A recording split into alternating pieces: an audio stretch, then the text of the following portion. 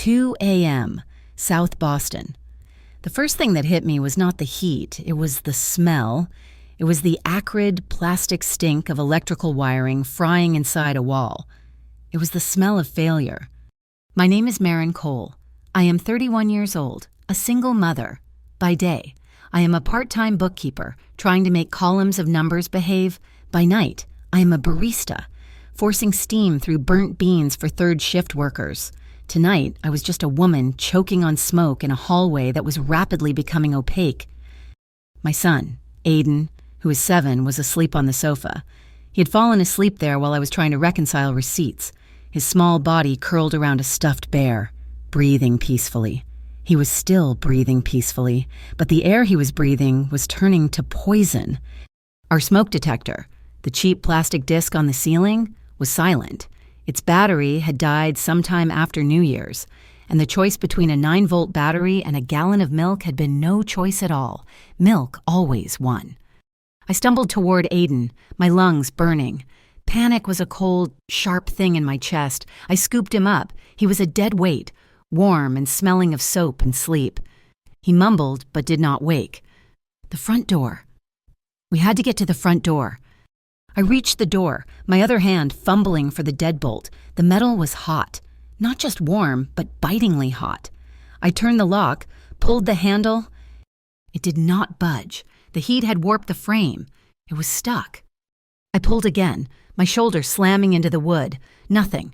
The smoke was thicker now, swirling from the kitchen archway where the outlet was. I could not see the other side of the room. Aiden coughed in his sleep, a wet, heavy sound that broke something inside me. My phone! I dropped Aiden gently back onto the sofa, covering his face with the cleanest cushion I could find, and ran back to the kitchen counter where my phone was plugged in. My fingers, shaking violently, ripped the cord from the wall. I had no one to call. Not really, but my neighbor, Mrs. Petrov, had once mentioned a number. After her own boiler had exploded last winter. "You call this number, dear," she had said, pressing a crumpled napkin into my hand. "Anytime. Any problem. They come. Faster than the city." I had saved it, thinking it was some 24-hour emergency repair service. I never looked at the name. I just saved it. I found it in my contacts. My thumb hovered over the screen. The name displayed was not emergency repair. It was just one word. Luciano. I did not care. I pressed the call button. The line clicked once. No ringing, just a click. And then silence. I thought the call had failed. Luciano Vele. The voice was not a recording. It was a man. His voice was deep, gravelly, and saturated with a calm that felt obscene in my burning apartment. He sounded like he had been awake for hours, sitting by a phone, just waiting. "Apartment 3. B," I gasped, the words tearing out of my throat. "Smoke, the door is stuck. My son, he's in here." I heard a sound on his end, maybe a chair scraping on a hardwood floor. "My son," I sobbed. "Please." The screen went black. The battery icon, which had been red for an hour, finally gave up. The phone in my hand was dead. The silence in the apartment was suddenly absolute, broken only by the sharp crackle of fire inside the wall. I ran back to the door, pulling with all my weight. It was useless. I looked at the window. We were on the 3rd floor. There was no fire escape on this side of the building. I picked Aiden up again, holding him against my chest, his face buried in my neck. I sank to the floor, my back against the wall furthest from the kitchen, and I prayed to a God I was not sure I believed in. I do not know if it was 1 minute or 5. Time had dissolved into the gray smoke. Then I heard it. Not sirens. Not yet. I heard the heavy, throbbing idle of a large engine right outside. Then footsteps. Not just footsteps, but heavy, measured, fast footsteps pounding up the stairs. A fist hammered on my door. Maren Cole. It was not a question. It was the same voice from the phone. "I am here," I screamed, my voice cracking. "We are here. The door is stuck."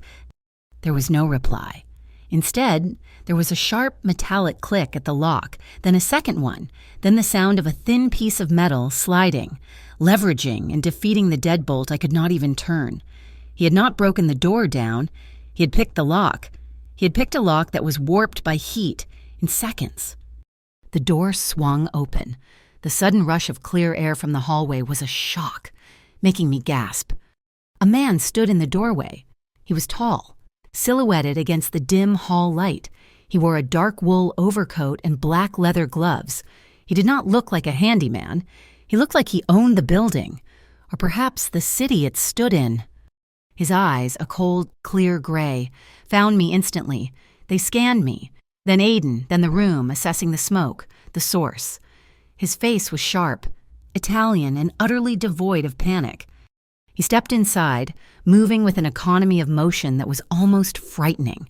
He did not speak to me. He simply walked over, bent down, and took Aiden from my arms. Aiden, who screamed if a stranger even looked at him, just settled into the man's embrace as if he belonged there. The man, Luciano, turned to me. He reached into his overcoat pocket and pulled out a mask.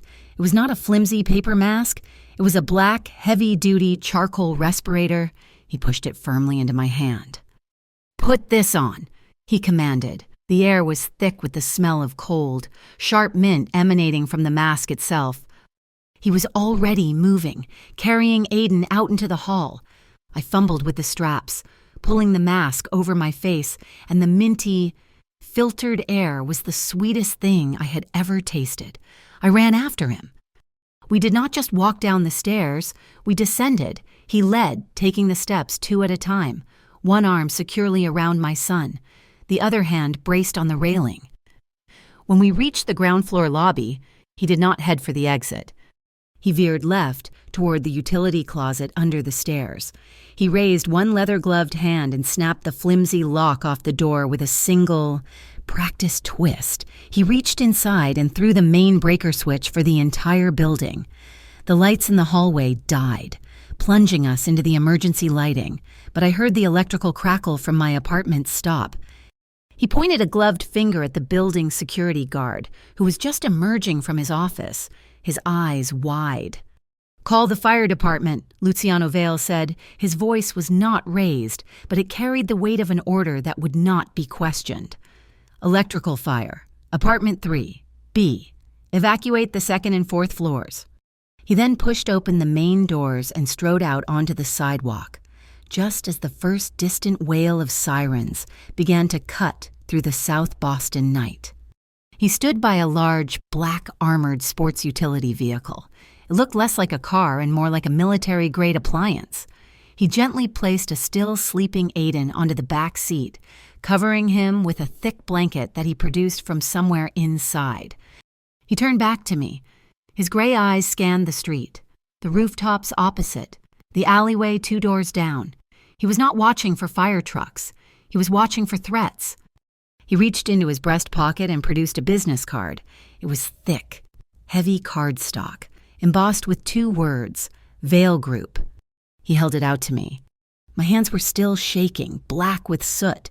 I stared at the card, then at his face. Pride is a stupid thing. It is a luxury for people who are not standing on a sidewalk at 2 in the morning, homeless in their pajamas. But it was all I had. "I do not take money," I said, my voice muffled by the mask. His expression did not change. He did not blink. "It is not money," he replied, his voice low. "It is safety." He pushed the card into the pocket of my robe.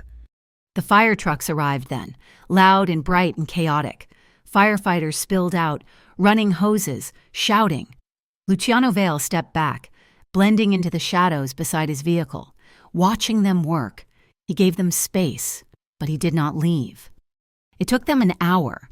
The fire was out, contained to my kitchen wall, but the apartment was destroyed by smoke and water. I stood on the pavement, numb, watching the last of the firefighters roll up their hoses. That was when I saw him, a man in a cheap leather jacket, standing across the street, half hidden by a newsstand. He was not watching the fire truck. He was watching Luciano. He raised a phone, and I saw the distinct flash of the camera. He was taking pictures of Luciano's vehicle. of his license plate. As if he felt my gaze, the man in the jacket looked at me. He smiled, a thin, unpleasant expression. Then he turned and vanished into an alley. A cold dread, entirely separate from the fire, settled deep in my stomach. Luciano Valle had seen him too. His body was tense, angled toward the alley where the man had disappeared. He turned back to his vehicle, opening the driver's side door. He was leaving. The crisis was over. He had done what the strange number promised. He had come. He looked at me one last time, a silent dismissal. From the back seat of the SUV, a small voice mumbled, "Aiden," and he was waking up. He blinked, looking at the strange man in the front seat, then at the flashing red lights. He was not scared. He just looked sleepy. "Will you come back?" Aiden asked, his voice thick with sleep. Luciano froze. His hand was on the door, his body halfway into the truck. He did not turn around, but I saw his shoulders stiffen. The word came out of my mouth before I could stop it. It was barely a breath, lost in the noise of the idling fire truck. But in the sudden quiet between siren bursts, I knew he heard it. "Stay." I whispered it to a man who picked locks like a professional, who cut power to a burning building without asking, who wore leather gloves at 2 a.m. and whose eyes were accustomed to danger. I am 31 years old, and I have not asked a man for anything in 7 years. But I said it. Luciano Valle slowly, very slowly, pulled his hand back from the door. He straightened up. He did not look at me. He looked up at the burnt-out window of my apartment. He nodded once, a short, sharp gesture. I pulled the mint-scented mask from my face, breathing in the cold, wet air. I felt two things at once, and they were warring inside me.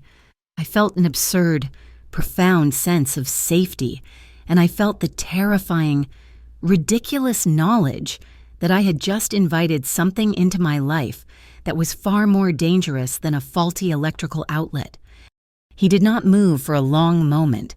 He just stood by the open door of his truck, a tall, dark shape against the flashing red lights. The city noise seemed to rush back in, the sound of sirens, the hiss of water, the crackle of the firefighters' radios.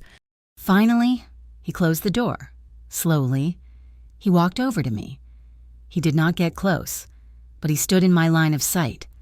"My people are arranging a room," he said. His voice was still that same low, calm rumble. "A hotel. For the night. You and the boy are not safe here." "Not safe because of the fire?" I asked, though I already knew the answer. I was thinking of the man in the leather jacket, the camera flash. Luciano Valle's gray eyes met mine. "The fire is out. The wiring is not the only threat." He gestured with his head, and one of the men I had not noticed, a man in a dark suit who had been standing by the building's entrance, stepped forward and opened the rear door of the armored SUV. "Get in, Miss Cole. Bring your son." I hesitated. I looked at Aiden, sleeping soundly in the back, wrapped in a blanket that probably cost more than my monthly rent. I had no shoes. I had no wallet. I had no phone. All I had was a 7-year-old boy and the clothes on my back, which smelled of burnt plastic. "Where are we going?" "Somewhere clean," he said. He did not offer a hand to help me. He just waited, a statue of impatient patience. I climbed into the back, settling beside Aiden. The door closed with a heavy, final thunk that sounded like a bank vault ceiling. It was utterly silent inside. The chaos of the street was gone, reduced to a muted light show. Luciano Valle got into the passenger seat. The man in the suit got into the driver's seat. We pulled away from the curb smoothly, leaving my old life, my burnt apartment, behind. We drove for maybe 10 minutes into the heart of the city, to a hotel whose name I did not recognize. It was not flashy. It was all dark stone and discreet lighting, anonymous but expensive. Luciano Valle got out first. He spoke to the driver, then opened my door. He led me and a now drowsy Aiden into the lobby. The night manager did not even look up. We rode a silent elevator to a high floor. He used a key card to open a suite. "No one will bother you here," he said, standing in the doorway. He did not step inside. "There are no strings. You keep the key. I keep my distance." I looked past him. Down the hall, by the elevators we had just exited, 2 men in dark suits were standing. They were not trying to blend in. They were a statement. "Your distance looks a lot like a security team in the hallway," I said. My voice was hoarse. A flicker of something amusement maybe crossed his features. So fast I might have imagined it. "Sleep, Miss Cole. Your son is safe tonight." He turned and walked away. I closed the door, locked it, and leaned against it, my legs finally giving out. Aiden was already climbing onto the massive, king-sized bed, burrowing under the duvet. "It smells nice, Mommy," he mumbled, and he was asleep. I stood in the marble bathroom, looking at the soot-stained woman in the mirror. Maren Cole, 31. The woman who was supposed to be a financial analyst by now. I had been top of my class, a scholarship student in a world of legacy admissions. I was good with numbers. I could make them sing. Then I met Evan Ward. He was not a numbers guy, and he was all charm, fast smiles, and a restless energy that I mistook for ambition. I was 23, I got pregnant, I dropped out of my finance degree, just 1 semester shy of graduating, to get a job. Evan was going to hit it big, and he just needed time. He did not hit it big, he hit the track. He found online poker. He found men who lent money at rates that were not legal. He trundled down a slope of debt, his charm souring into desperation. 2 years ago, he went to find work. That was what his note said. "Going up north, babe, big job. We'll send for you and Aiden." He left me with 3 months of unpaid rent, a stack of utility bills, and a gut-twisting fear that followed me into sleepless nights. He did not just disappear, he evaporated, leaving a vacuum that sucked all our security with him. This was Boston, modern Boston, where rent for a 1-bedroom apartment eats 50% of a double-shift salary, where healthcare is a game of roulette, and a trip to the emergency room for a broken arm can mean choosing between medicine and groceries for a month. I learned to balance my books like I was solving a puzzle with half the pieces missing. I became an expert at patching holes, at stretching a dollar until it screamed. But Evan had left a hole I could not patch, a debt. And I had a feeling the man in the leather jacket, the one taking pictures of Luciano Val's car, was connected to it. I showered until the water ran cold, scrubbing the smell of smoke from my skin. I wrapped myself in a thick hotel robe, but I could not sleep. I sat in the dark, watching the city lights, and I did the only other thing I could. I called my best friend. Ray picked up on the second ring, her voice wide awake and sharp. She is an emergency room nurse. The world is always ending on her shift. "Maren, what is wrong? I thought you were working." "Electrical fire. Ray, at the apartment." "What, are you okay? Is Aiden okay?" I heard the background beep of monitors, the muffled sound of a PA system. "We are fine. We are safe. We got out. But the apartment, it is gone. Ray, it is all gone." "Where are you? A shelter?" I hesitated. "A hotel in the city." "A hotel? How did the Red Cross get you a voucher already?" I took a breath. "A man. He got us out. His name is Luciano Val." Silence for a full 10 seconds. The only sound was the electronic pulse from her end of the line. "Maren," she said, and her voice was low, intense. "You hang up this phone. You grab Aiden. You walk out of that hotel. You go to a police station. You go to a shelter. You go anywhere else. Do you understand me? Ray, he saved us. The door was stuck." "I do not care. Luciano Valle is not a handyman. He's not a good Samaritan. He is the Vale family. He's a ghost story that surgeons tell when someone gets brought in with their knees shattered. He's not someone you get helped by. You get entangled. Stay away from him." I laughed, a dry, bitter sound. "It is a little late for that, Ray. He already got involved with us." "This is not funny. Maren, people like him do not do things for free." "He said no strings," I whispered, mostly to myself. "People who say no strings are the ones who tie the tightest knots. Be careful." We hung up, but her words echoed in the quiet room. I looked at the sleek, dark hotel phone. I picked up my new temporary key card. The hotel had complimentary high-speed internet. I sat at the desk, opened the laptop provided, and I started to dig. It did not take long to find him. Luciano Vale. He was not a ghost. He was a billionaire. He was from New Jersey, originally. Italian. His company, the Vale Group, was a massive logistics and real estate conglomerate. They owned port facilities up and down the East Coast. They owned half the new luxury towers in the Seaport District. And then there were the rumors, the whispers on financial blogs and in old crime forums. They called him the boss of the Vale family. They called it an old family corporation, a polite way of saying they had operated outside the law for generations. But he was different. He poured millions into community charities, homeless shelters, job training programs. He was the clean boss, the legitimate one. I dug deeper. Public records. The Vale Group had recently acquired 3 massive container terminals in the Boston port.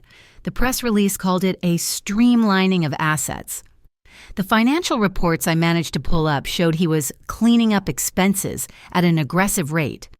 And that was where I found the other name, Maranzano. The old forums lit up. The Maranzano crew, an older, more brutal faction, had allegedly used those container terminals for years. A quiet, efficient way to handle non-legitimate cargo, to launder money. Luciano Vale had not just bought a terminal, he had cut off their pipeline. A shiver ran down my spine. The man in the leather jacket, the camera, they were not just random thugs. They were watching him. And now, they had seen him with me. I finally fell asleep as the sun was turning the sky a dirty gray, my head full of container ships and angry ghosts. When I woke, Aiden was already up, watching cartoons on the massive television. He was wearing a small, fluffy hotel robe. He looked happy. "Mommy, are we rich now?" I smiled, my heart aching. "No, sweetie, this is just for tonight." He hopped off the bed, and I saw he was wearing a new pair of sneakers. I had not even noticed them. They were a good brand. His old ones had holes in the toes. He was trying to tie the laces, his small fingers fumbling. "I cannot do the bunny ears." "Here, let me—" "Mr. Luciano did it," he said, concentrating. "He came in while you were asleep. He brought me these. He said I should not walk on the cold floor. He knows how to tie shoelaces like magic. Mommy, super fast." My blood went cold. He had been in the room while I was asleep. He had come in, left shoes, and tied them. I looked at the perfectly tied bow on Aiden's right shoe.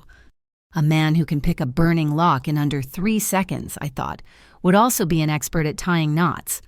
I dressed us both in the new, simple clothes jeans, sweaters, socks that had been left in bags by the door. Also, while we slept, I packed the few toiletries. I was ready to go. I would call Ray. I would figure it out. I would not be a project. I was checking out at the front desk, my jaw tight with a false bravado, when the receptionist stopped me. "Miss Cole, this is for you." She handed me a thick, cream-colored envelope. My name was typed on the front. I opened it in the lobby, my hands shaking again, but this time with anger. It was not a check. It was a lease agreement, an apartment in a brand-new, high-security building in the North End, 2 bedrooms, utilities included. My name was on the lease. It was already signed by the landlord, and it was paid 3 months of it in advance. I lifted the envelope to my face. From the corner, where a thumb might have pressed it closed, came the faint, sharp, cold scent of mint. This was not no strings. This was Annette. I stormed out to the curb, pulled the Vale Group card from my pocket, and I dialed the number. He answered on the first click.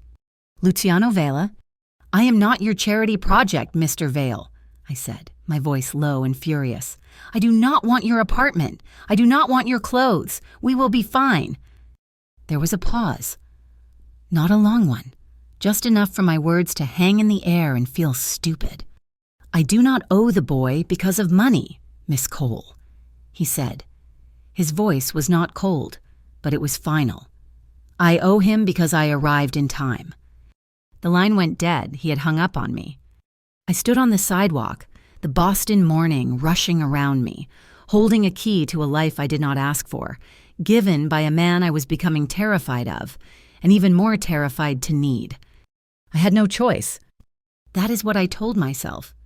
I stood on the curb, the lease in my hand and my son's hand in my other. Pride is a luxury. It does not pay for shoes. It does not put a roof over a child's head. I took a cab to the address on the lease, a new, anonymous building in the North End. It gleamed with security cameras and cold, polished granite.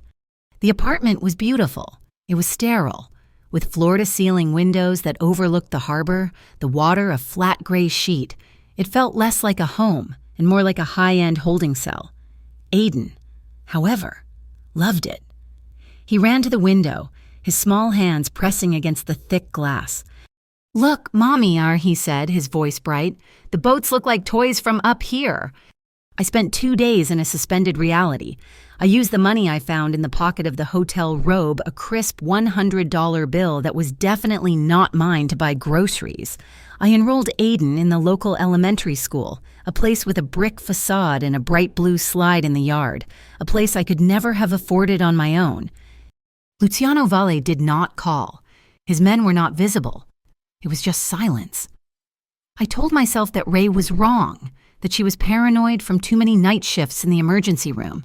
I told myself he was just a man who paid his debts, and he felt he owed Aiden for the fire. I almost believed it. The illusion shattered on the third morning. I walked down to the lobby to check the mail. Nothing. But when I returned to our apartment, when I pushed open the heavy door, I saw it. A plain, white envelope was lying on the welcome mat. It had been slid under the door while I was gone.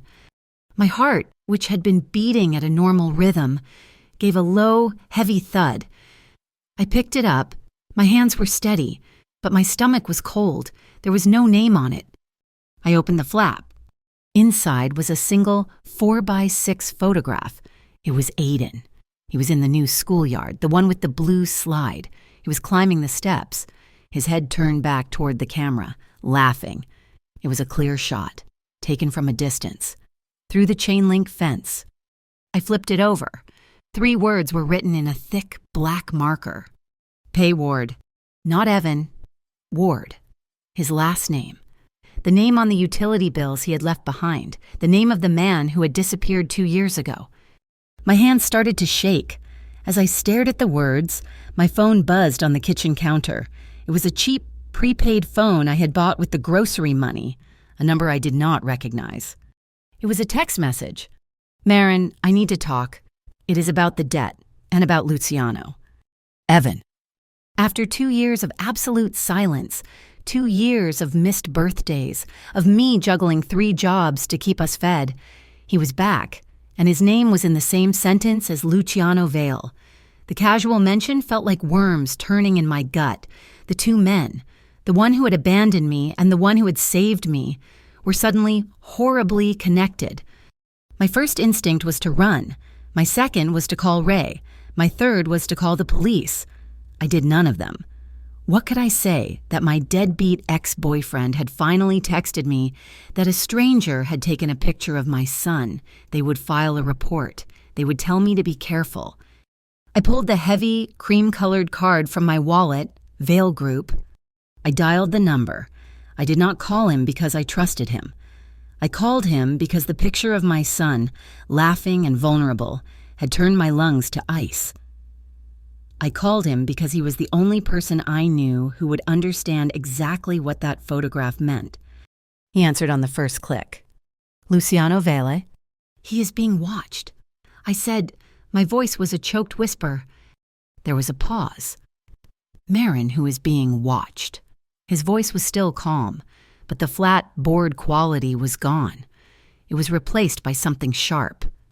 "Aiden, my son, at his new school, they sent a picture. To the apartment." I was sobbing now, my anger and fear collapsing into panic. "And Evan, my ex, he just texted me. He mentioned you. He mentioned your name." The silence on the other end was absolute. It was not a waiting silence. It was a listening silence. "Where are you?" he finally asked. "In the apartment, the one you—" "Stay there," he commanded. "Lock the door. Do not open it for anyone. I will be there in 5 minutes." He was there in 3. He did not knock. He used a key. I heard the lock turn, and I nearly screamed, backing away into the kitchen.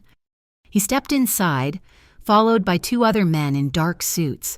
He was not wearing an overcoat this time, just a perfectly tailored black suit and a white shirt. He was not wearing his gloves. His eyes scanned the room, then me. The photograph. I handed him the envelope. He took it, his bare fingers careful not to smudge the surface.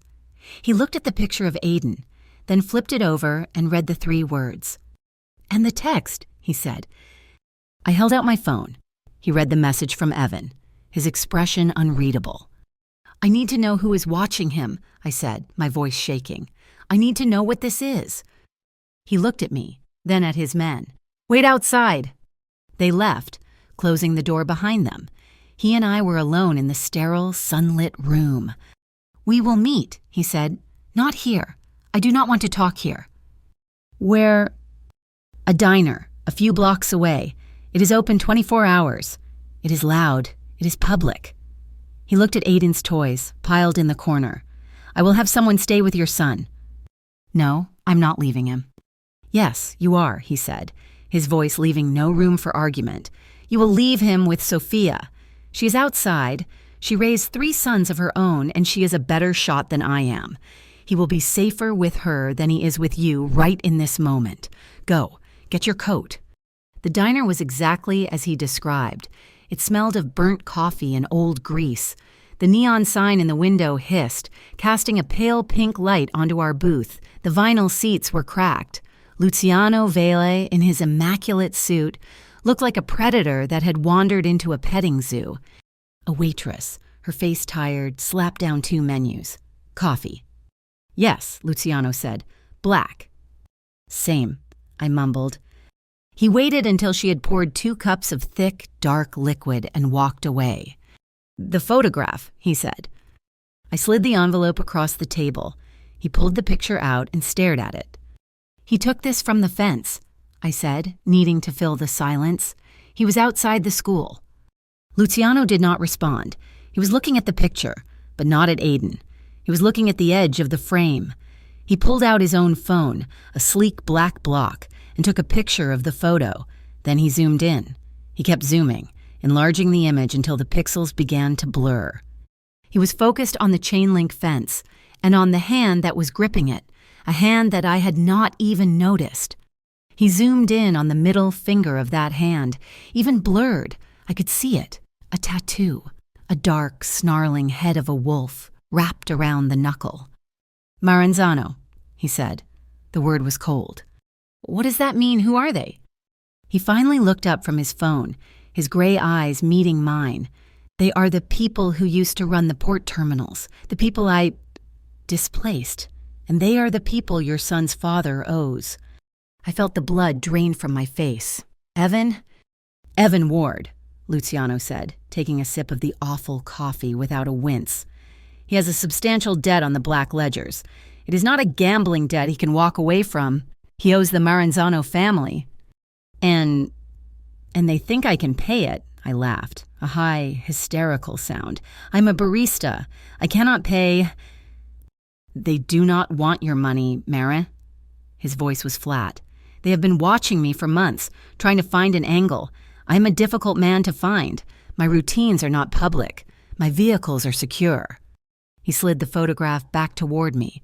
"But 2 nights ago, someone sold them new information. The license plate of my vehicle, its location at 2 a.m, parked outside a burning apartment building in South Boston, a building where I stayed for over an hour. The pieces clicked into place, and they were sharp, and they hurt. "Evan," I whispered. The shame was suffocating. I had been so stupid. I had believed his lies, his promises of coming back. "Evan sold you. He sold me to pay his debt." "He sold me to get an extension," Luciano corrected calmly. "He gave them leverage. He gave them you and your son." I wanted to be sick. I wanted to run out of the diner, grab Aiden, and get on the first bus out of the city. I have to go, I said, standing up. I will take Aiden. We will go to my sister's in Ohio. They will never... Sit down. It was not a request. They took a photograph of him at a brand new, high-security school less than 72 hours after you moved in. They found you because I put you in that apartment. They will find you in Ohio. They will find you wherever you go, because you are not Marin Cole, the barista, anymore. You are the leverage.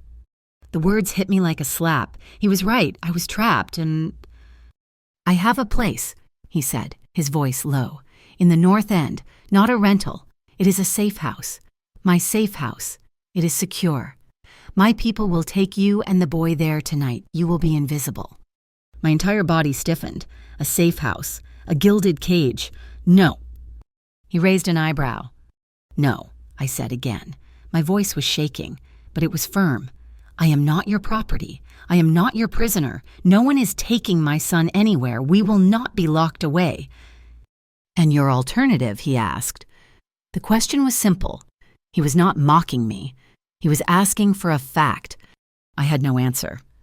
He watched me for a long, silent moment. Fine, he said. And I was shocked.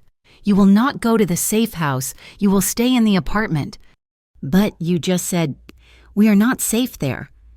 You are not, he agreed, which is why I will stay outside your door. The idea of him sitting in a hallway, a target, was absurd. You cannot... My phone buzzed on the table. Both of us looked at it. It was Evan again. I read the text message aloud, my voice flat and dead. They just want to talk. They want you to set up a meeting with Vale. They will wipe my debt clean. They just want peace. Trade Vale for peace. I looked up from the phone and into his eyes. They do not want peace. They want you. They want to end this, he said, nodding slowly, permanently. I was the bait. Evan was the hook, and Aiden was the prize. I took a long, shuddering breath. I looked out the diner window at the normal people walking by, living their normal lives. I would never have that again. I let the breath out. All right. I looked back at Luciano Vale, the man who had brought this storm to my door. Stay, I said. The word tasted like ash. But you are not staying in the hallway. You are staying inside, where I can see you. I watched his face, expecting something, a smile, a look of victory. I got nothing. If the devil's going to keep his word, I whispered, I suppose he is not really the devil. He's just effective. Luciano Vale did not smile. He just nodded, once. And the machine began to move. Before the waitress could even bring the check, he was on his own phone. He did not dial. He just spoke into it, his voice low. Deploy. Primary residence Alpha Protocol. He looked at me. Your phone. I handed it to him. He held it in his palm, and then, with a strength that seemed impossible, he crushed it. He snapped the entire device in half with one hand and dropped the pieces into his coffee cup. You will have a new number by the time we return, he said. It will be encrypted. You will give it to no one, except your friend, the nurse, Ray. My head snapped up. You know about Ray? I know you have one friend. She works at Mass General, and she is currently on shift. She will also be monitored, for her safety. He stood up, pulling a thick wad of cash from his pocket. He dropped a $100 bill on the table to pay for a $4 coffee order. We walk back, he said. Sophia will drive Aiden to the apartment in a separate vehicle. From now on, she drives him to school. The route will be different every day. We walked out onto the bright sidewalk. The world felt sharp and dangerous. When we get back, he continued, as if discussing a grocery list, I will give you a new backpack for your son. There is a reinforced panel in the bottom. Inside that panel is a distress button. You will show him how to use it. You will tell him it is a game, a way to call you if he ever gets lost. You will make him practice. We reached his armored SUV, parked brazenly in a loading zone. A bright yellow ticket was tucked under the windshield wiper. Luciano plucked it off, crumpled it in his fist, and tossed it into a street-side trash can without breaking his stride. He opened the passenger door for me. As I climbed inside, I felt a strange, dizzying wave of relief. It was the feeling of a plan. For the first time in my life, I was not just reacting, not just trying to plug the holes in a sinking boat. There was a strategy. It was cold, it was brutal, and it was not mine, but it was aimed at protecting my son. I found myself craving the cold, clean efficiency of it. I buckled my seatbelt, the silence of the truck enveloping us. I was terrified. I was terrified of the men with wolf tattoos, but I was more terrified of this man sitting next to me, and of the part of me that was starting to depend on him. I was losing my freedom, one piece at a time, trading it for safety. We never went back to the safe house in the North End. We were already in it. The apartment I had thought was a gift was, in fact, a fortress. Luciano had not given me a lease. He had given me a gilded cage after our return from the diner. The atmosphere changed. He did not leave. He took the sofa in the living room, a silent, 6'2" shadow in my peripheral vision. His men, the ones in the dark suits, were gone from the hallway.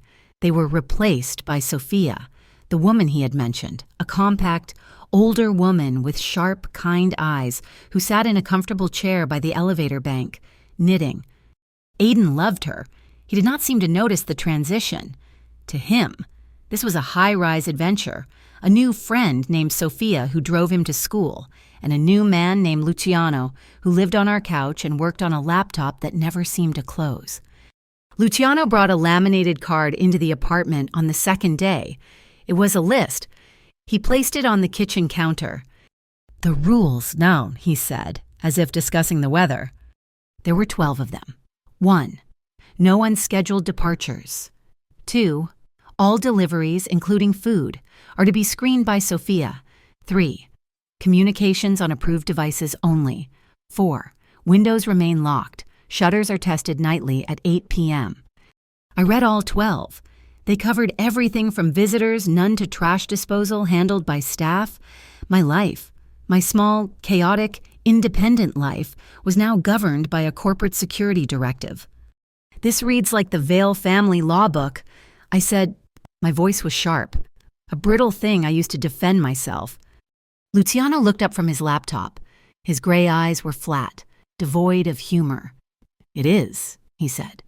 Life inside the red brick, steel-doored apartment became a compressed, sterile loop. I was trapped. I had a view of the harbor, but I could not feel the sea breeze. Luciano was a constant, quiet presence. He was always dressed in a suit, even at 3 a.m. when I would get up for a glass of water and find him reviewing spreadsheets at the dining table. He was polite, he was respectful, and he was utterly suffocating. I called Ray on my new, encrypted phone, the one he had provided. Her voice was a welcome crack of reality, until it was not. "Marin, I am scared," she said. Her voice was thin, high-pitched. I had never heard Ray scared. She was the one who stitched up gunshot wounds and told drunken frat boys to sit down. "What is it? What is wrong?" "There is a man," she whispered, the sound of her apartment door locking clicking in the background. "A dark car. He was waiting outside the hospital when my shift ended. He followed me, all the way to the supermarket, and then all the way home. He's parked across the street right now." My blood ran cold. They were not just watching me. They were watching her. They were expanding the perimeter, just as he had said. Luciano was beside me before I had even motioned to him. He had the kind of hearing that predators have. He took the phone from my hand. "Ray," he said. His voice was calm, reassuring, and terrifying. "This is Luciano Vale. I know you are frightened. Go to your bedroom, away from the windows. Lock your door. A car will be on your street in 5 minutes. It will not be the car you are watching. It will stay there until you leave for work tomorrow. You are safe." He hung up, and he looked at me, his face grim. "They are testing. They want to see how far my reach extends. They want to know who I care about and who you care about." "She is my best friend," I whispered, horrified.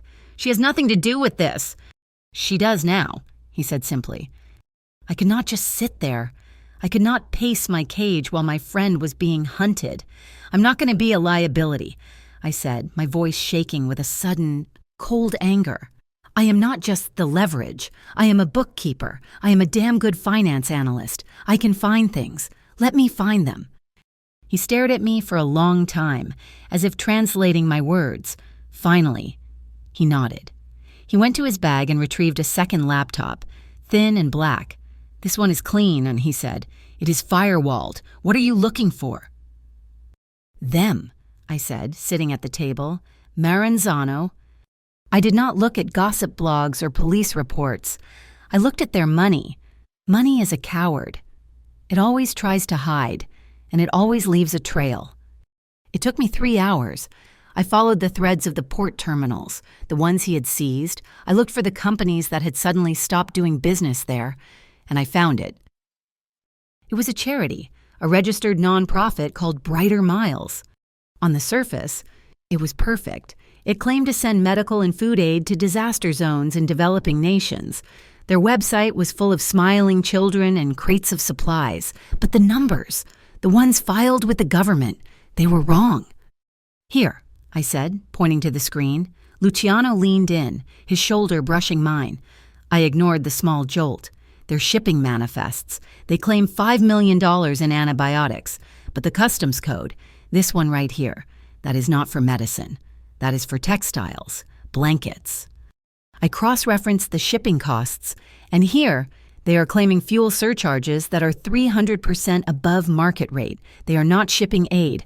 Luciano, they are washing money. They load a container with $100,000 of blankets. They insure it and declare it as $5 million of pharmaceuticals. The difference comes back to them, clean as a whistle, from an offshore bank. The port was their laundromat. Luciano was silent, his eyes fixed on the numbers I had highlighted. "The port," he said, his voice low. "It is always the port." He turned away from the screen and walked to the window, staring out at the distant, skeletal cranes of the harbor, dark against the twilight sky. "My father," he said. His voice was so quiet I had to lean forward to hear him. He worked at that port. He was born into the old way. He ran the unions for my grandfather, but he wanted out. He wanted what I am doing now, to make the family legitimate, to clean the books. He paused, his reflection a dark shape in the glass. He died in a labor accident down there. A container chain supposedly snapped. It dropped a 2-ton block of steel onto his car. He was crushed. He turned to face me, and his eyes were not gray. They were ice. It was not an accident. The Maranzano family arranged it. My father was cutting off their access, so they cut him off. I swore on his grave I would lock every valve. I will turn off every dirty faucet they ever opened, and you just found the main pipe. The next day, the crisis shifted back from the financial to the personal. Sophia called me from the school. Her voice was tight, urgent. "Marin, we have a situation. Aiden is fine. He's in the car with me, but his father is here." We were there in 5 minutes, Luciano's driver handling the SUV like a weapon. Evan was standing outside the school's chain-link fence, his hands shoved deep into the pockets of a thin jacket. He looked ravaged. He was thin, sallow, and his eyes were wide and darting. "Marin," he said, trying to smile when he saw me. The charm was gone, leaving only a desperate, hollow mask. "Marin, thank God, I just wanted to see him, to see my boy." "You do not get to see him, Evan." I stood between him and the car where I knew Aiden was watching. "Please, Marin, I'm trying to fix this. I am trying to make it right." "Are you?" I asked, my voice as cold as the wind off the harbor. "Are you clean?" He flinched, a gesture that told me everything. "I just need to talk to him, just for a minute." "No," I said. "Not now. Not ever, like this. You want to see your son. You get a lawyer, you agree to mediation, and you bring me a clean drug test. A real one, it's until then. You stay away from him. You stay away from us."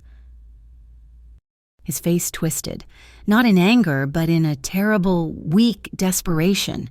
He looked past me, at Luciano, who was standing by the car, watching. Evan's eyes filled with a new, different kind of fear.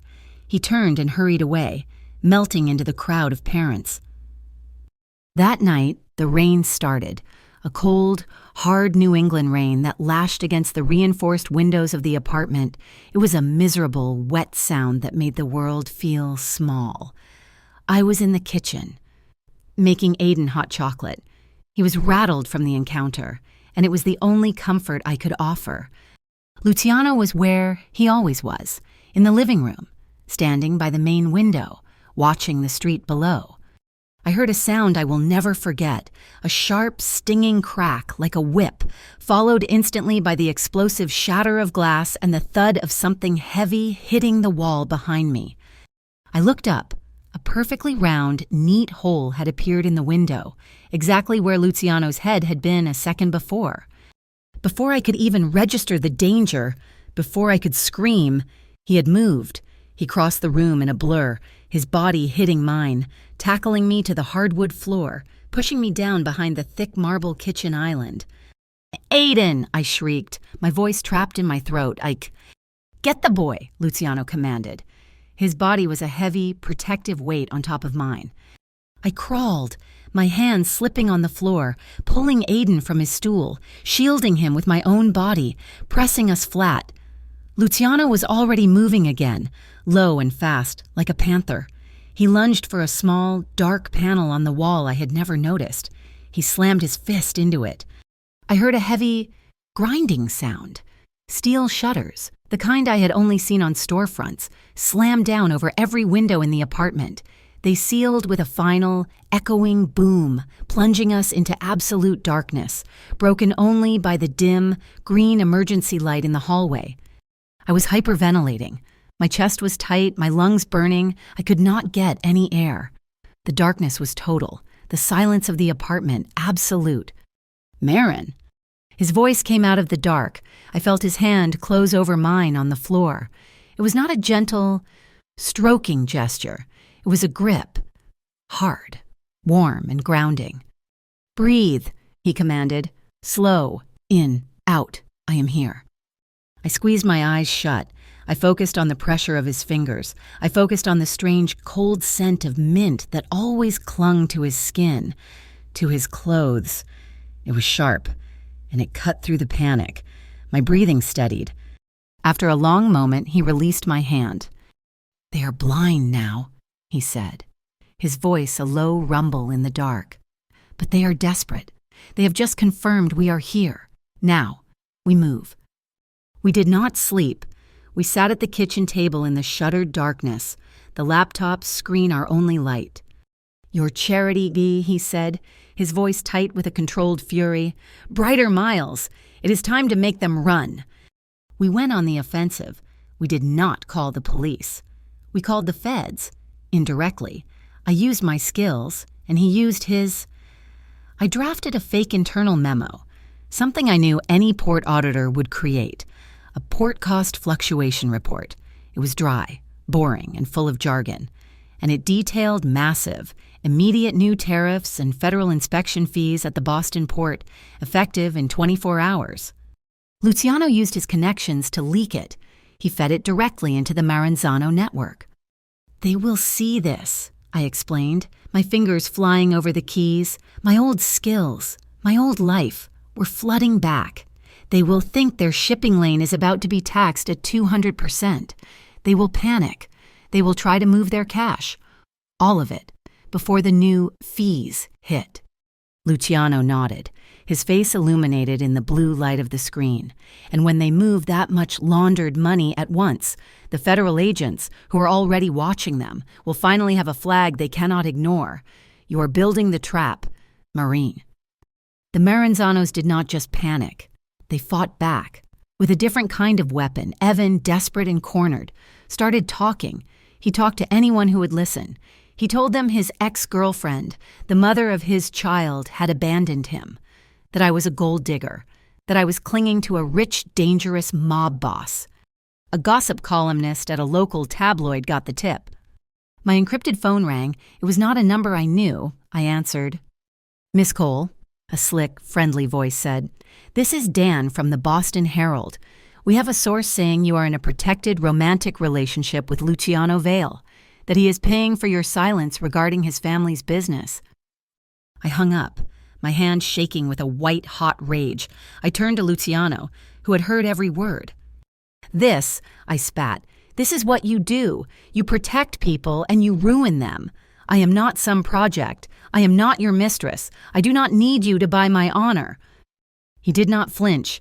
He did not get defensive, and he just met my gaze, his own unblinking. "I am not buying.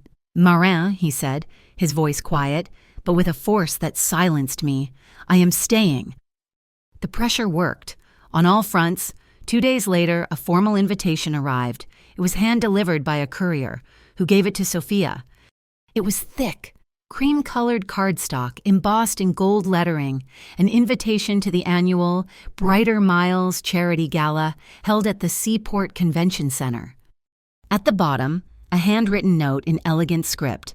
"Mr. Vale, let us put this unpleasantness behind us. Come, let us exchange assurances for peace."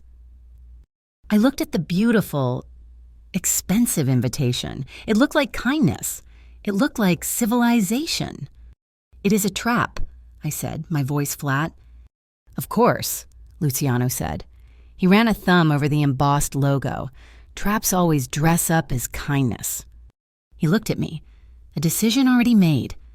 And we are going." The Seaport Convention Center was a glass palace, glittering with fake stars and real money. I was not Marin Cole, the barista, tonight. I was Marin Cole, volunteer treasurer for the Brighter Miles Foundation. My identification badge was a flawless forgery, courtesy of Luciano's associates. The black dress I wore was simple, elegant, and had been delivered to the apartment in a box with no name. Luciano Valle was not a man hiding on my sofa. He was a benefactor, a patron of the arts. He moved through the crowd in a perfectly cut tuxedo, a glass of untouched champagne in his hand. He was wearing his black leather gloves. In a ballroom. It was not a fashion choice. It was a declaration of war. The air was thick with expensive perfume and the bright, brittle notes of a live jazz quartet. Every smile was a lie. Every handshake was an assessment. We were walking into the heart of the trap. A man separated himself from a cluster of politicians and moved toward us. He was built like a concrete piling, his neck thick, his expensive suit pulling tight across his shoulders. I recognized him from the files. Bosco Leone, the right hand of the Maranzano family. He smiled, a wide, predatory grin. "Mr. Vale, a pleasure to see you supporting our humble cause." His eyes slid to me. "And you must be Miss Cole." He leaned in, as if to offer a polite European kiss, but stopped. His face close to mine. He was sniffing. I smelled it too. Cheap. Sweet peppermint, the kind you find in discount candy. It was a vile imitation of the cold, clean scent that clung to Luciano. "We are so glad you could make it," Bosco murmured, his eyes glittering. "We all believe so strongly in the cause, helping the children." He paused, his smile tightening. "We hear you have a boy yourself. Aiden, a bright child, 7 years old, I believe. It is so important what we do for the children." My blood did not run cold. It froze solid. He said my son's name like he was appraising a piece of property. I felt Luciano tense beside me, a subtle shift of weight. I did not flinch. I did not look at Luciano. I kept my eyes on Bosco. My face a mask of polite disinterest. I remembered rule number 5 from Luciano's laminated list. We do not negotiate using children. We do not acknowledge threats against family. We eliminate the threat. "It is a wonderful cause, Mr. Leone, I said, my voice as smooth as the champagne. Luciano angled his body slightly, positioning himself half a step in front of me. "Bosco, it is a surprise to see you managing the donations. I assumed you were just muscle." Bosco's smile faltered. Before he could reply, a different voice cut through the air, thin and desperate. Marin, please." My heart sank. Evan. He stumbled out of a service corridor. His rented tuxedo rumpled, his face slick with sweat. He was not supposed to be here. He rushed toward me, his eyes wild. He grabbed my arm. "Marin, you have to listen to me. I can fix this. I can fix all of it." Evan, let go of me. No, you do not understand. He was frantic, his voice cracking. I told them where you were. I told them about the school. I had to. They said they would clear my debt. They will wipe it all clean. I stared at him, my stomach twisting. What did you do? Evan. They just want him. He gestured wildly at Luciano, who was watching, his face carved from stone. They will trade. Marin, your safety. Aiden's. Just for him. It will all be over. We can be free. Please, just let them take him. I just want to be forgiven. I looked at the shell of the man I had once loved, the man who had just sold his son's safety for a second time. The anger and the pity in me canceled each other out, leaving only a vast, cold emptiness. Forgiveness, Evan, I said, my voice perfectly level, is not the same as amnesia. But now, I said. It was time. I pulled my arm from his grasp. Excuse me, I need to check the donation logs. I turned and walked away from both of them, my heels clicking on the polished marble floor. I walked to the treasurer's table, where a laptop was open, displaying the Brighter Miles logo. This was the moment. My fingers found the keys. I was not just a bookkeeper. I was the weapon. I opened the file labeled International Disbursements. The trap I had designed with Luciano was waiting. It was a massive 8-figure transfer, flagged as emergency pharmaceutical aid. It was the bait. I typed in the final authorization code. I pressed the enter key. I was activating the panic button I had created. The fake port tariff report had pushed them to consolidate their cash. Now, this transfer was moving all that consolidated, laundered money in one giant, panicked lump. It was not going to a relief agency in Africa. It was going directly into a protected, monitored honeypot account set up by the Federal Bureau of Investigation. The system was automated. The second I hit enter, alarms I could not see were screaming. The entire Maranzano financial network was lighting up like a Christmas tree. Exposed from its roots to its branches, the trap was sprung. And then the world ended. The lights did not flicker. They vanished. The entire ballroom was plunged into absolute, suffocating darkness. The jazz music died. A woman screamed. I heard a man's voice, one of the gala's security guards, shout, "The main breaker! Someone must have tripped the main breaker!" He was lying. This was part of their plan. Then I heard the sound, not a loud Hollywood explosion. It was a dry, hard pop, a suppressor, then another. I was blind, frozen, before I could even scream. An arm like a steel band wrapped around my waist. Luciano. He was not a billionaire in a tuxedo. He was a shadow, and he was moving. Down, he hissed in my ear. Now, move. He did not wait. He tackled me, pulling me off my feet, dragging me behind the heavy velvet curtains of the main stage. We crashed hard into a stack of metal audio equipment.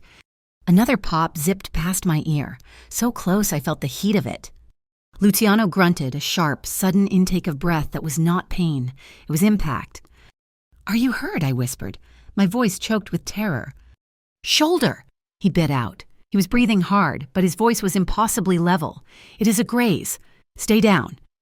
A heavy hand grabbed my hair. Ripping me backward, I screamed. It was Bosco. I could smell the cheap, sickening mint. I was yanked to my feet, my back pressed hard against his chest. I felt something cold and sharp press against my ribs. A knife. "Well, well, Mr. Vale." Bosco's voice boomed in the dark. He was using me as a shield. Come out, come out. Your collateral is ours now." I could see Luciano, a dark shape against the faintly lighter dark, 10 feet away. I could just make out the shape of his gun in his left hand. "Let her go, Bosco," Luciano said. His voice was calm. "Not a chance." Bosco laughed, a wet, ugly sound. "Give us yourself, Vale," he whispered, his hot breath on my ear. "You walk out with your hands up. We walk out with the girl. We forget all about the boy. A simple trade. Give us the boss." My heart was a fist, hammering against my ribs. They thought this was a simple transaction. They thought I was a token to be traded. They thought my son was leverage. I took a slow, shuddering breath. I could smell gunpowder, cheap mint, and Luciano's cold, clean scent from where he stood. "You people," I whispered back, my voice shaking with a sudden, pure, cold fury. "You do not understand the word stay." My right hand, hidden by Bosco's body, moved to my left wrist. I was wearing a simple, elegant platinum bracelet. Luciano had given it to me before we left. A donation tracker, says he had called it. It signals the other volunteers when a high-value pledge is made. He had lied. I found the small, smooth clasp. I pressed it hard twice. It was not a donation tracker. It was the 2 a.m. signal. For 1 second, there was only darkness and the sound of our breathing. Then, the entire seaport was illuminated. Massive, blinding white lights, brighter than the sun, blasted through the convention center's glass ceiling. They were not from police cars. They were from the port. The giant, skeletal container cranes half a mile away had all turned, their high-intensity work lights flooding the ballroom, turning night into day. Bosco yelled, blinded, stumbling. "What is that?" The light was followed by the sound, the deep, chest-thumping whump, whump, whump of helicopters and the roar of high-speed boats on the water. "Federal agents," Luciano's voice cut through the chaos. "Coast Guard, the building is surrounded. It is over." The main ballroom doors burst open. Men in heavy tactical gear stormed in, shouting, "FBI! Hands in the air! Get on the ground!" In that single, chaotic second, as every gun turned toward the new threat, Luciano Vale looked at me. He dropped his gun. It clattered to the polished floor. He raised his hands. Open, palms forward. It was not surrender. It was a signal. "I trust you. Do it." Bosco was blinded, distracted by the raid, his grip on me, his knife, loosened for just 1 fraction of a second. It was all I needed. I'm a mother. I'm a survivor. I know how to fight. I slammed my spiked heel down onto his instep, grinding it into the bone. He roared. As he buckled, I drove my elbow backward, using my entire body, connecting with the soft spot under his jaw.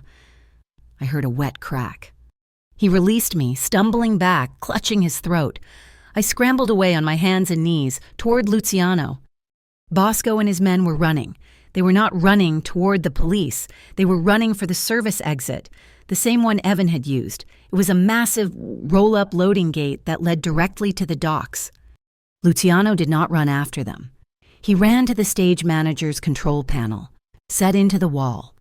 He slammed his gloved fist onto a large red button. I heard a deafening groan of machinery outside. The loading gate was slamming shut, but he was not just closing the door. He was still in control of the cranes. One of the massive port cranes swung its arm. A 40-foot red steel container, which had been suspended in the air, was lowered. It did not just block the exit. It slammed down onto the pavement with the force of a building collapsing, a perfect wall of solid steel. He had trapped them. He had trapped them with logistics. The ballroom was a storm of flashing blue and red lights. The jazz music was gone, replaced by the shouts of federal agents and the zip-tie cuffs being ratcheted tight. It was over. Bosco Leone was on his knees, hands laced behind his head, his face a mask of blood and disbelief. The polite executives from Brighter Miles were being pushed against the wall. The Maranzano crew was broken. I saw Evan. He was huddled by a table, being cuffed by a Boston police officer. He looked small, pathetic, and irrelevant. I stood in the center of the chaos, my body shaking so hard I could barely stand. My beautiful dress was torn at the shoulder. Luciano walked toward me. He had discarded his jacket. His crisp white shirt was soaked in dark, arterial red on his right shoulder. He was pale, but he was standing. The clean, cold smell of mint cut through the gunpowder and the lingering, cheap peppermint. I stood in the wreckage of the trap, and for the first time, I was not afraid. I could hear my own heart hammering in my chest, and it felt like it was beating in time with his. Evan was led past me by the officer. He stopped, his face crumpled in a mask of self-pity. "Marin," he croaked, his voice raw, I am sorry, I am so sorry." I looked at him. really looked at him. The anger was gone. The love I'd once felt was a distant, cold memory. There was just nothing. An ending. "Apologize to your son. Evan," I said. My voice was not cruel, it was just tired. The officer pulled him away. I turned back to Luciano. He had not taken his eyes off me. He was here. He had stayed. The chaos of the ballroom was replaced by the sterile, quiet panic of an emergency room. But we did not go to Mass General, where Ray worked. Luciano, his face pale and tight, directed his driver to a private clinic in the Back Bay, a building of dark glass and limestone with no name on the door.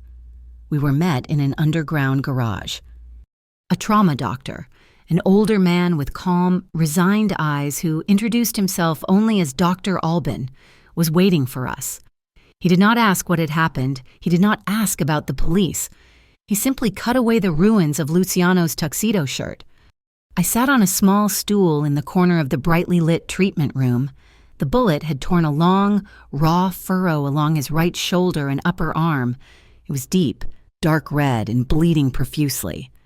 "You are a fortunate man, Mr. Vale," the doctor said, his hands moving with practiced efficiency as he cleaned the wound. A centimeter to the left, and it would have severed the brachial artery. You would not have made it out of that ballroom. Luciano just watched the needle as the doctor began to stitch, his face impassive. Luck was not involved. "Doctor," she moved quickly. My hands were shaking. I was not watching the stitches. I was reading a document. 2 federal agents, a man and a woman in identical, grim suits, were sitting in the chairs opposite me. They had arrived almost as soon as we had. "Miss Cole," the woman said, her voice flat, "this is your statement. We just need you to review and sign it. It confirms your timeline of the wire transfer you initiated, your activation of the Bait account." I read the pages. My work was all there, a dry, factual account of my forensic accounting, my discovery of the Brighter Miles fraud, my role in springing the trap. It painted me as a confidential informant. In the official report, I did not exist. I was CI7. "You are keeping me anonymous," I said. It was a statement, not a question. The male agent nodded. "Your digital evidence is what makes the case ironclad, but as far as the public record or the Maranzano defense team will ever know, you were not there. It is safer for you and for your son." I looked at Luciano. He was watching me. He nodded. Once. I picked up the pen and signed my name on the bottom of every page. Marin Cole. It felt final. The doctor finished bandaging Luciano's shoulder, a thick, white swath of gauze. "No heavy lifting for at least 2 weeks. Keep it dry. You'll have a significant scar." Luciano slid off the table. One of his men had appeared with a fresh black shirt and jacket. He put them on, his face betraying nothing, though I could see the pain in the tight set of his jaw. He looked at the agents. "She is finished," he said. The agents stood, collected their papers, and left. The room was suddenly quiet, smelling of antiseptic and the cold, metallic scent of blood. "You should have gone to a real hospital," I said, my voice barely a whisper. "This is a real hospital," he replied, flexing his gloved left hand. "It is just mine."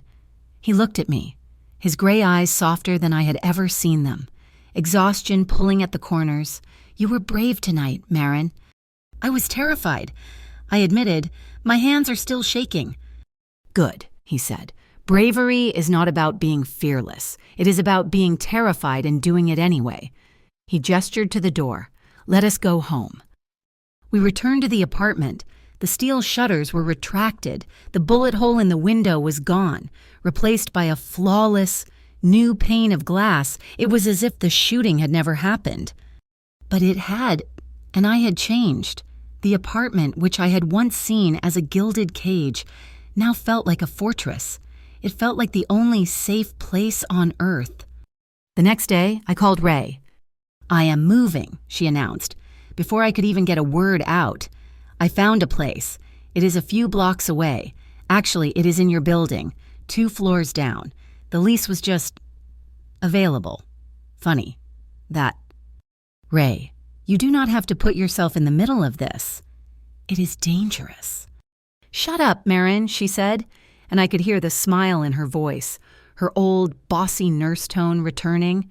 "You think I'm going to let you and my nephew live in a building full of mafia men without a proper chaperone? Besides, the rent is apparently handled for the first 6 months. Who am I to argue with a clean lease?"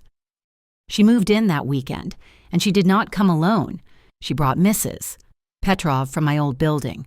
She brought the owner of the corner store, a man named Sal who had always given Aiden free candy. She organized. She was a force of nature. She created a phone tree. She called it the Neighborhood Trust.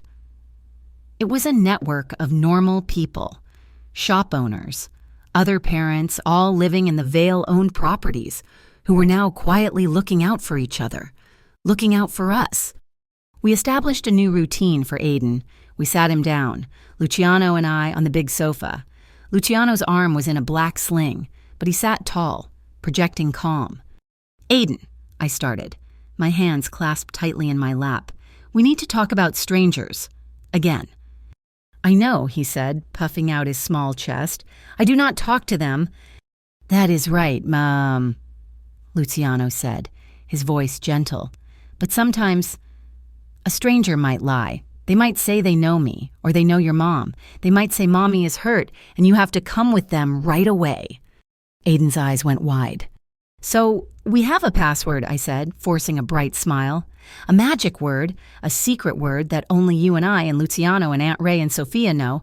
If anyone tries to pick you up from school and they do not know the password, what do?" "I scream," Aiden said immediately. "You scream," Luciano confirmed, his face serious.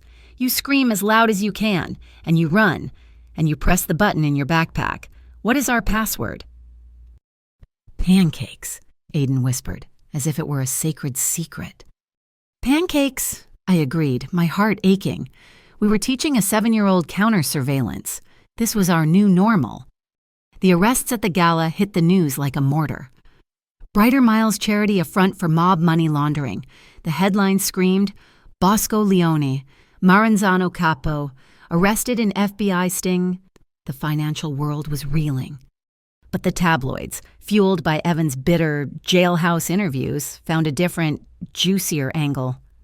The Boston Herald, the paper that had called me, ran a full front-page story. It was a grainy, unflattering photo of me from my old barista job, my face tired, next to a sleek paparazzi shot of Luciano entering the gala, looking like a dark prince. The headline, "The barista and the boss inside the Mafia Billionaire's newest acquisition." I felt the blood drain from my face.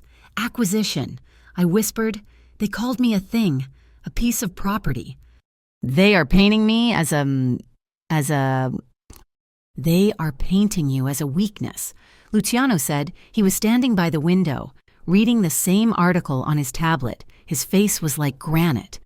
"It is a standard attack. They cannot get to me, so they try to discredit you, to shame you, to isolate you." "Are you going to sue them?" I demanded, my voice rising with a hot, helpless anger. "You have to send a lawyer. You have to make them print a retraction. They are calling me a prostitute." "No." I stared at him, stunned. "What do you mean?" "No, you are just going to let them. You are going to let them destroy me." "Marin," he said, turning to face me. His uninjured hand came up, not to touch me, but to stop my words. "If I sue them, this is not a one-day story. It becomes a 1-year story. It means depositions. It means your name. And Evan's and Aiden's will be in court filings for months. They will dig into every part of your past. They will put your son's picture on the cover again." He paused, his eyes holding mine. "I will not put you or your boy through that. Legal silence is the only way. This story is a fire. If we do not give it oxygen, it will burn itself out. By next week, they will be on to a new politician. We will be old news." He was right. It was agonizing. But he was right. He was not protecting his honor. He was protecting my anonymity. He was protecting Aiden. A week later, the story had faded, just as he had predicted. The Maranzano network was in shambles. Evan had been formally charged. The immediate threat, the one that had held us hostage in this apartment, was gone. Luciano was still on my couch. His arm was out of the sling, the stitches dissolved, leaving a thick, angry red scar. I was in the kitchen, making coffee, when he spoke, and his voice quiet. "The apartment is yours," he said, not looking up from his laptop. "The lease is paid, for 5 years. Sophia will remain as Aiden's driver, if you will have her." I froze, my hand on the coffee pot. He was leaving. The realization hit me with a strange, hollow thud. He was tying up loose ends. The debt was paid. "You are going," I said. It was not a question. "My primary work here is finished." "So I was a project," I whispered, turning my back to him, staring at the dark liquid. "I was just a loose end to tie up." "I do not pay debts. Marin, I honor them." I heard him stand, his footsteps stopping behind me. "And you are not a project." He placed a file on the marble counter beside me. It was a formal contract. "The Veil Group has a weakness," he said. "Me. I see the threats I know, the old ways, the men with guns. I did not see the financial threat. I did not see the charity, the money laundering, until you put it right in my face." He tapped the folder. "This is a job offer. I want you to be my independent risk controller. It is a consultant position. You would report only to me. You would have access to our entire financial network. You would hunt. You would find the vulnerabilities I cannot see. You would be my partner on paper." I opened the file. The salary offered was a number I could not even comprehend. It was more than I would have made in 10 years. I am not... "You are a brilliant financial analyst who never got to graduate," he said. "This is a peer contract. I want you to read Clause 4B. My eyes scanned the legal text. Consultant reserves the right to refuse, without penalty, any task related to the non-logistical family side of Veil operations. He was giving me an out. He was giving me a choice. I would be his partner, but I would not have to be his accomplice. He was offering me power and boundaries. "Thank you," I said, my voice thick. "I accept." The world settled. Evan took a plea bargain, federal charges of conspiracy and aiding and abetting. He got 10 years. I went to the sentencing. I was not there for him. I was there for the paperwork. Afterward, his new public defender handed me a document, a request for visitation rights. I looked at it. I thought of the man at the school fence. I thought of the man in the ballroom, willing to trade me for his own freedom. I took out my pen. I signed the form, but I added my own stipulations. Visitation is limited to one supervised, 1-hour session per quarter, pending the successful completion of a court-mandated rehabilitation program. No direct contact until a family therapist deems it appropriate. I was not cutting him out. I was building a high, safe wall. Luciano, too, was cleaning his house. The Maranzano family was beheaded, but the body, the network of workers at the port, was still there, angry and unemployed. He did not fire them. He did not crush them. He held a meeting in the massive, echoing canteen at the terminal. I went with him as his new risk controller. He stood on a table and looked at the 200 hardened faces. "The Maranzanos are gone," he said, his voice echoing. "The money they paid you was dirty. The work they gave you was a lie. That ends today. The Veil Group is investing $10 million in this terminal. We are going clean. We are going automated. And every single one of you has a choice. We will retrain you. We will pay for your certifications. You can learn to run the clean logistics, or you can walk away with a severance. But the dirty money stops." It was a revolution, and he was leading it. Life found a new rhythm, a strange, quiet rhythm. Luciano did not leave. He moved from the sofa into the second bedroom, the one that had been his office. We worked together at the dining table, our laptops open, our coffee mugs side by side. We had dinner together, quiet meals on Sunday nights. Aiden insisted. Pancakes, he would demand. Luciano makes the best. And he did. It was absurd. This man, who could break a lock and reroute global finances, made perfect, fluffy pancakes. We sat at the table, the three of us, and we learned to talk. We did not talk about the shooting or the fire. We talked slowly. We talked about Aiden's school project. We talked about a new shipping route from Lisbon. We were not saving each other anymore. We were just staying. One night, after Aiden was asleep, we were working late. The room was quiet. I was so scared, I admitted, staring at my screen. Back then, when you gave me the apartment, I was terrified of being your project, another charity case for the billionaire boss to fix. He stopped typing. I could feel his eyes on me. You are not a plan, Morin, he said. His voice was very quiet, very low. You are not a project. He paused. You are home.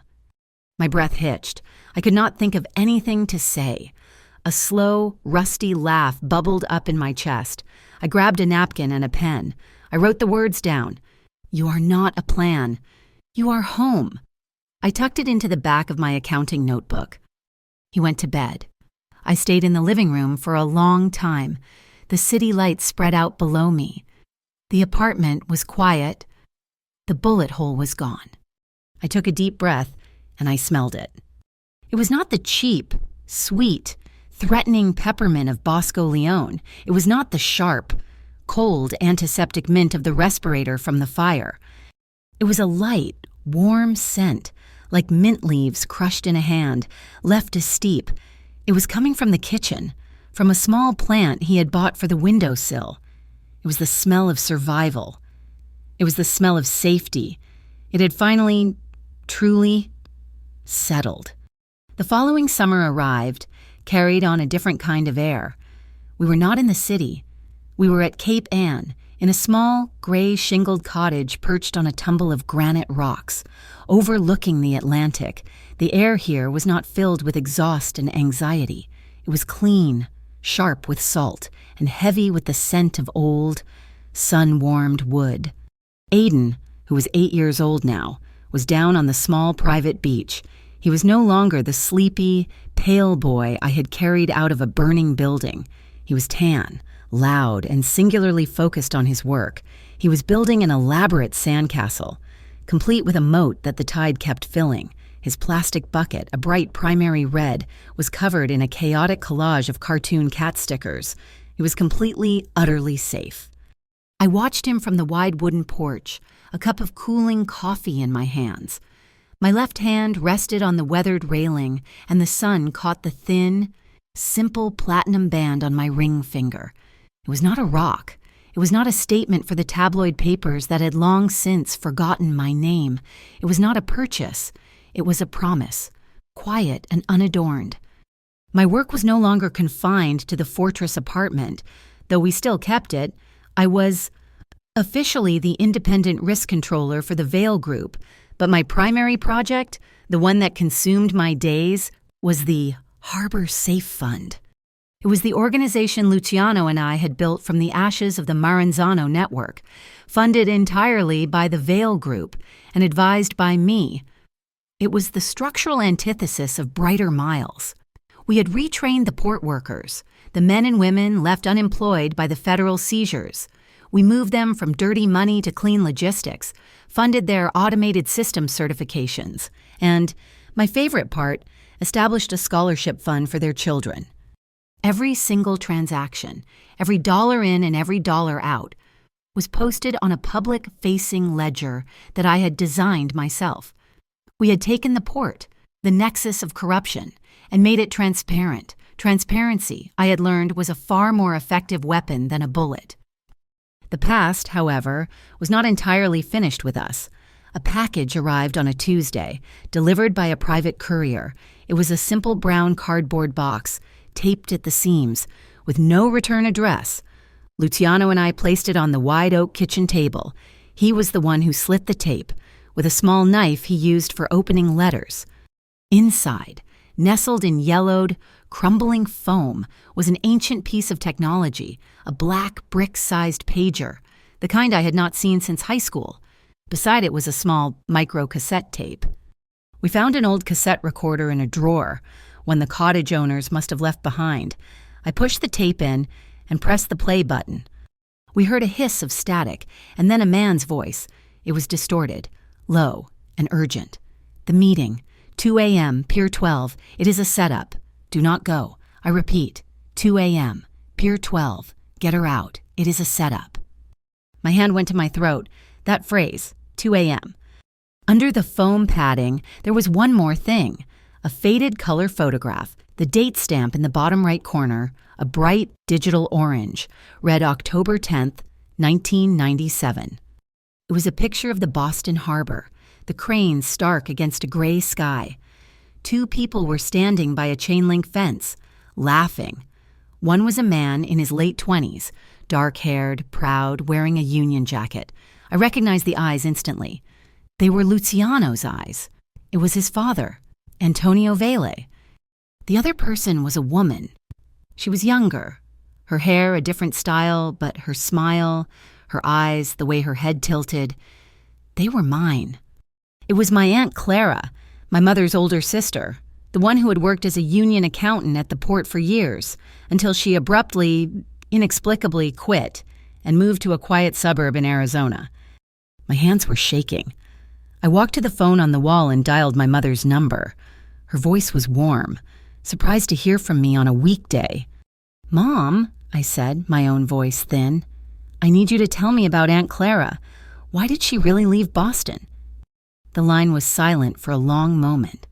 "Marin, what a strange question. She got tired of the cold. She wanted a change." "Mom, please, I'm looking at a photograph. It is of her at the port with a man named Antonio Vale." Silence. Then a sharp, sudden intake of breath, a sound I had not heard since my father's funeral, a sob. "Marin," my mother whispered, her voice breaking, "who told you that name, Clara? She was never supposed to talk about it. She found something in the books. She was just an accountant, but she was smart, like you.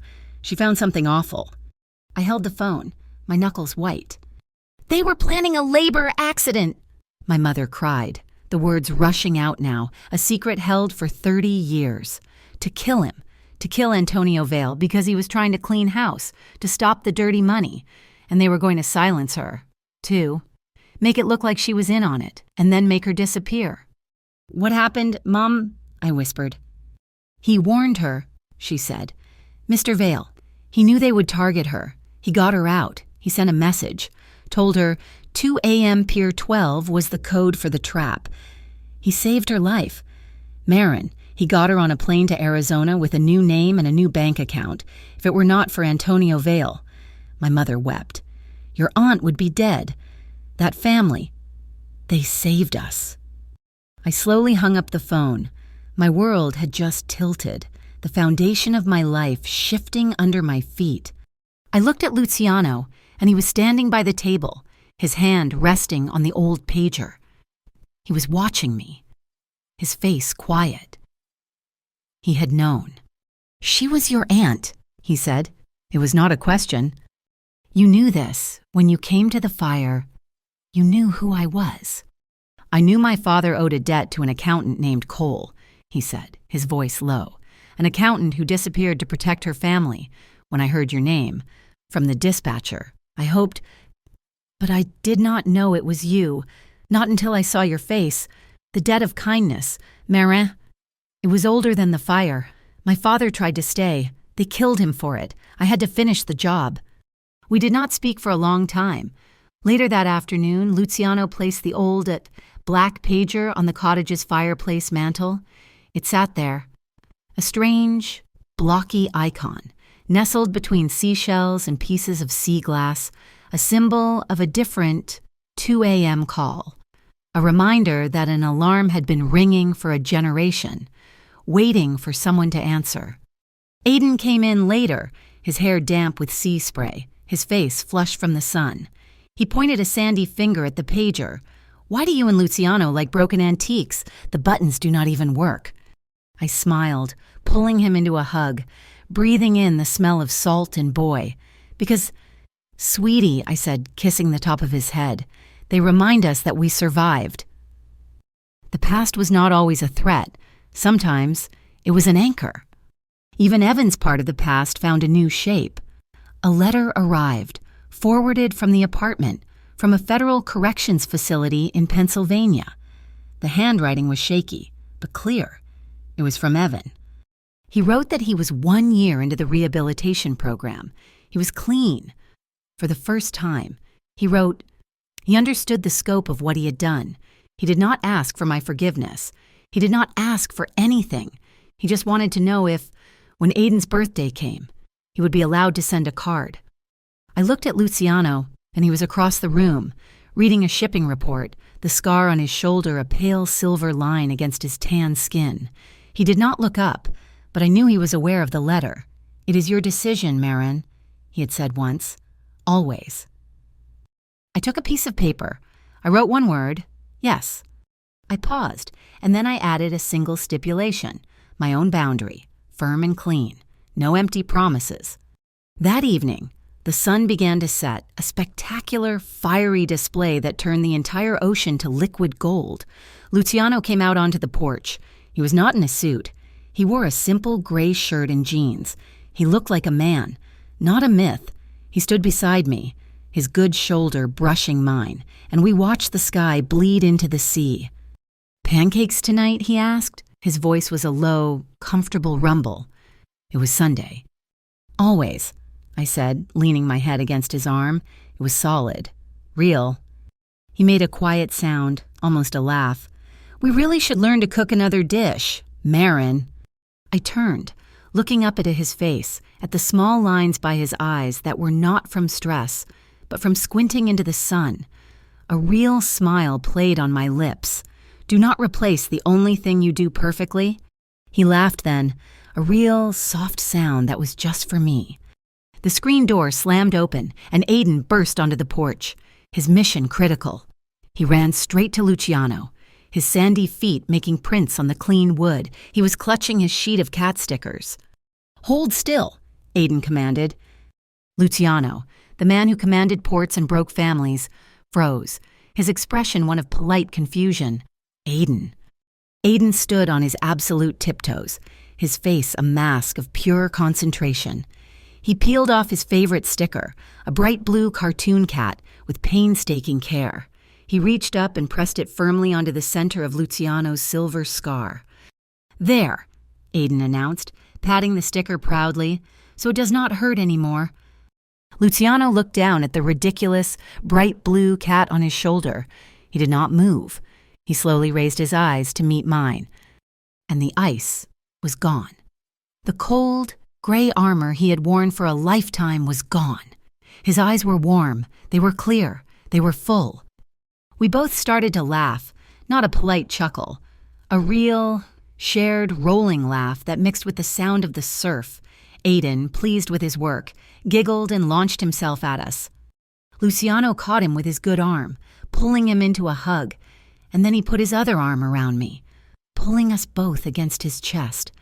We stood there, the three of us, a strange, patched-together family, watching the last sliver of the sun disappear. The wind coming off the ocean was cool, and it carried the scent of the mint I had planted in the garden boxes by the porch. It was not the cold, sharp scent of survival. It was just mint.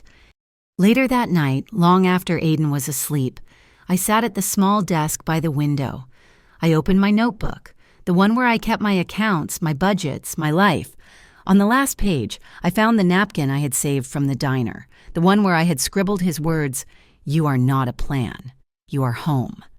Below it, I uncapped my pen. I wrote my own final entry. "No one can buy peace. The one who stays builds it." Thank you so much for listening to this story. I am so curious, where in the world are you listening from right now?